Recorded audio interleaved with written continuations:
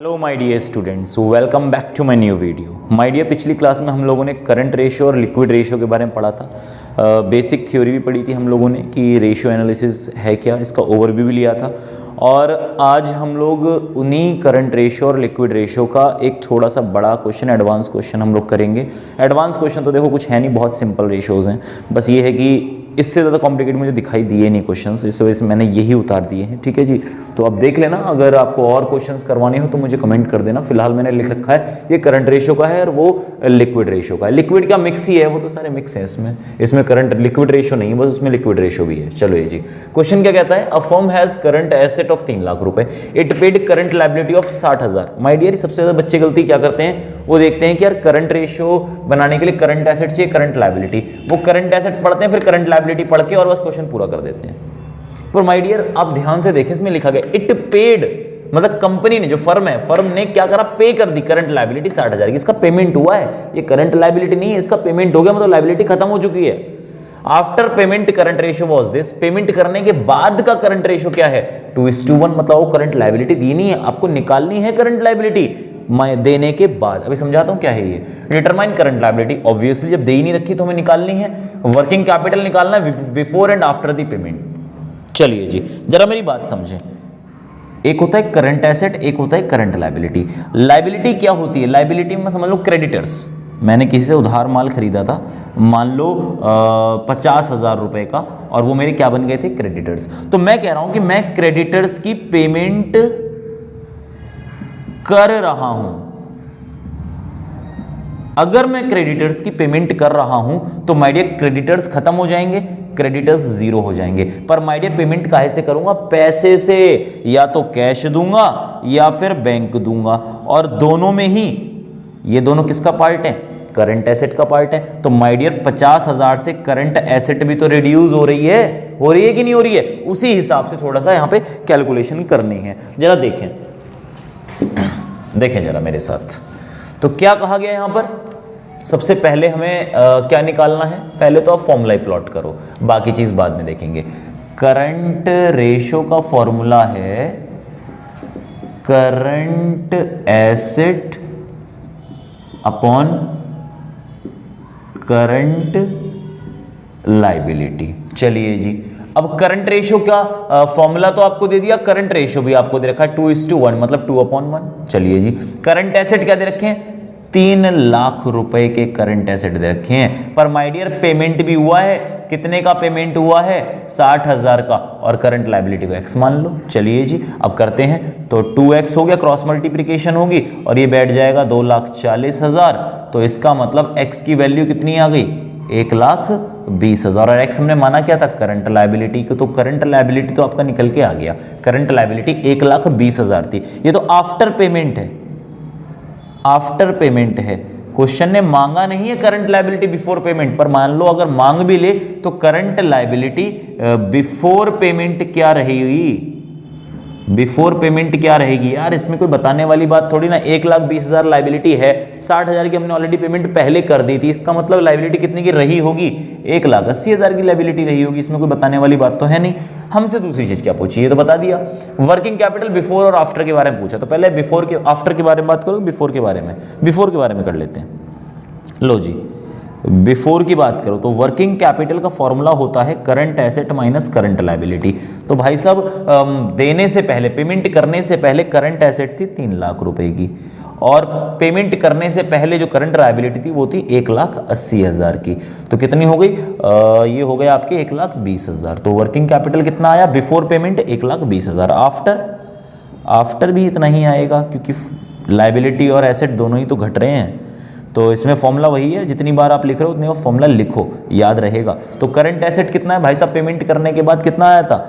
2,40,000, और ये तो हमने कैलकुलेट किया, ये 1,20,000 तो कितने आ गया, 1,20,000 ही निकल के आ गया। मेरे ख्याल से बात समझ में आ गई होगी। बहुत सिंपल क्वेश्चन था, इसमें कुछ इतना खासा है नहीं।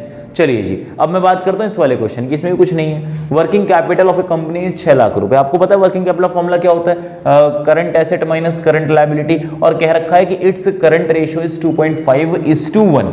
ठीक है जी।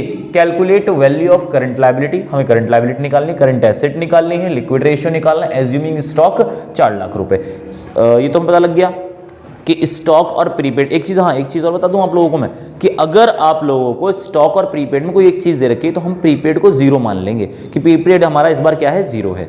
और मान लो प्रीपेड दे दिया, स्टॉक नहीं दे रखा, तो हम स्टॉक को भी जीरो मान लेंगे। हालांकि ऐसा होता नहीं है कि स्टॉक जीरो हो, बिजनेस कर रहे हो आप, कुछ ना कुछ स्टॉक पड़ा होता है। हाँ, प्रीपेड जीरो जरूर हो सकता है। ठीक है जी। तो इस क्वेश्चन में हम लोग प्रीपेड जीरो ही मान लेंगे और क्वेश्चन करेंगे। सबसे पहले वो कह रखा है कि लिक्विड रेशियो निकालो, बाद में निकालेंगे, पहले करंट लायबिलिटी और करंट एसेट का झमेला देखते हैं। तो इसके लिए सबसे पहले क्या करो, करंट रेशियो का फॉर्मूला लगाओ। Current ratio is equals to current asset upon current liability. ठीक है जी। तो हमारे पास क्या क्या है भाई साहब, करंट रेशियो है 2.5/1 और current asset upon current liability. तो अगर मैं इसकी क्रॉस मल्टीप्लिकेशन करूं तो current asset is equals to 2.5 current liability, 2.5 current liability, यही तो होगा। इसको मैं पहली इक्वेशन मान लेता हूँ। ठीक है जी। अब मैं जरा वर्किंग कैपिटल वाले फॉर्मूले की बात करूँ तो वर्किंग कैपिटल का फॉर्मूला क्या होता है, वर्किंग कैपिटल का फॉर्मूला होता है current asset minus current liability. तो भाई साहब वर्किंग कैपिटल तो आपको दे रखा है 6 लाख रुपए। चलिए जी, करंट एसेट क्या है, ये हमने पहली इक्वेशन से निकाला। इसको इस तरीके से लिख लें, 2.5 करंट लायबिलिटी फ्रॉम इक्वेशन 1। ठीक है जी, फ्रॉम इक्वेशन 1। तो माइनस किया मैंने, क्या करंट लायबिलिटी तो मुझे पता ही नहीं था, करंट लायबिलिटी तो ऐसे कैसे रखो। ठीक है जी, उसके बारे में तो बातचीत ही नहीं हो रही। तो ये माइनस होंगे आपस में, तो 1.5 current liability is equals to 6 lakhs, और 6 लैक्स इसको पूरा ही लिख देते हैं, सॉल्व आसानी से होगा। 6 lakh divided by 1.5 current liability. बताइए भैया कितना आया, 5 3 जा 15 और 5 1 जा 5, 5 5 10, 1 2 3 4 5, 3 4 जा 12, 1 2 3 4 5, 4 लाख रुपए करंट लायबिलिटी आ गया, 4 लाख रुपए। ठीक है जी, करंट लायबिलिटी आपका 4 लाख रुपए आ जाता है। इसके बाद क्या करना है आपको, इसके बाद आपको अब निकालना है करंट लायबिलिटी आ गया, करंट एसेट। तो भाई साहब करंट एसेट कैसे आएगा, ये हमारी putting in equation 1, 2.5 current liability मिल चुका है 4 लाख रुपए।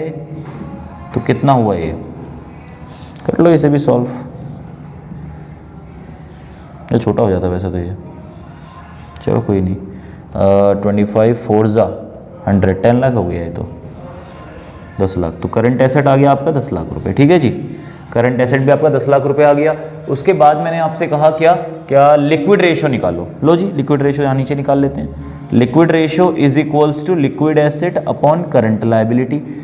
लिक्विड एसेट्स कैसे आता है, current asset minus stock, prepaid expenses हम जीरो मान लेते हैं। तो करंट एसेट 10 लाख रुपए था, स्टॉक आपने 4 लाख माना, तो current liquid ratio, liquid asset आ गया 6 लाख रुपए, डिवाइडेड बाय करंट लायबिलिटी तो आपको पता ही है 4 लाख। ठीक है, जीरो से जीरो खत्म, 2 2 जा 4, 2 3 जा 6, तो ये आपका आ गया 2 1 जा 2 और 2 5 जा 10, 1.5:1। मेरे ख्याल से ये निकलना चाहिए लिक्विड रेशियो। ठीक है जी, ये है। मेरे ख्याल से बात समझ में आपको आ गई होगी। ठीक है, बहुत बढ़िया। तो ये भी आपका पूरा होता है, आप इसे फटाफट नोट डाउन करें। चलिए जी, एक क्वेश्चन और भैया कर लेते हैं। मैंने अभी देखा वीडियो 8 मिनट की ही है, तो हम प्रैक्टिस कर सकते हैं, लंबी वीडियो नहीं जाएगी। एक क्वेश्चन और मुझे सही सा मिल गया।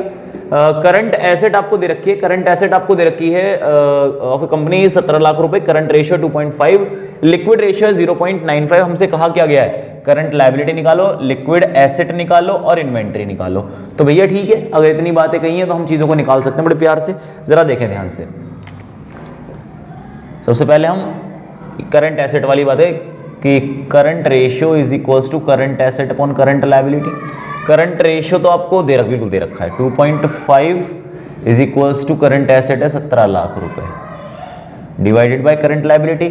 हमें करंट लाइबिलिटी चाहिए तो 2.5 नीचे आ जाएगा, मतलब 17 लाख डिवाइडेड बाय 2.5। ठीक है जी, अब इसे जरा सॉल्व करें, चले गए, काटो इसे, 6,80,000 आ गया। ठीक है जी, तो हमारा करंट लायबिलिटी कितना आया, 6,80,000, ये भी हो गया। चलिए जी, करंट एसेट की बात करते हैं। तो इसके लिए पहले हमें लिक्विड रेशियो लेना पड़ेगा। लिक्विड रेशियो का फॉर्मूला क्या है, liquid asset upon current liability. तो भाई साहब लिक्विड एसेट कैसे आती है, लिक्विड एसेट आती है करंट एसेट माइनस, भैया लिक्विड है एल। ठीक है जी, तो लिक्विड एसेट आती है करंट एसेट माइनस इन्वेंट्री। अब इन्वेंट्री तो निकालनी है, चल छोड़ फिर पहले करंट एसेट लिक्विड एसेट निकाल, लिक्विड एसेट तो निकालनी है। करंट लायबिलिटी तो मिल ही चुकी है, ये है आपका 0.95 is equals to current liability 6,80,000 और ये लिक्विड एसेट ऐसा का ऐसा ही रखो। तो ये मल्टीप्लिकेशन में हो जाएगा, तो 0.95 मल्टीप्लाई 6,80,000, जरा सॉल्व करके बताओ जरा मुझे, 6,46,000। ठीक है, तो कितना आ गया लिक्विड एसेट। चलिए जी, भी हो गया लिक्विड एसेट। और क्या मांगा था हमसे, ये भी हो गया। इन्वेंट्री की बात करते हैं। इन्वेंट्री तो बच्चे को पता है, इन्वेंट्री कैसे निकलता है, करंट एसेट में से आप लिक्विड एसेट को हटा दो। करंट एसेट कितनी है, वो रही 17 lakh minus liquid asset. Liquid asset कितनी है, लिक्विड एसेट में ये भी निकाली, ये रही 6,46,000। तो बताएं जरा, इन्वेंट्री बोले तो स्टॉक ही होता है, कितना आया बताएं, इन्वेंट्री स्टॉक ही होता है। 17 लाख माइनस 6,46,000, 10,54,000। ठीक है जी, ये आपका होता है। मेरे ख्याल से अब आपको समझ में आ गया होगा।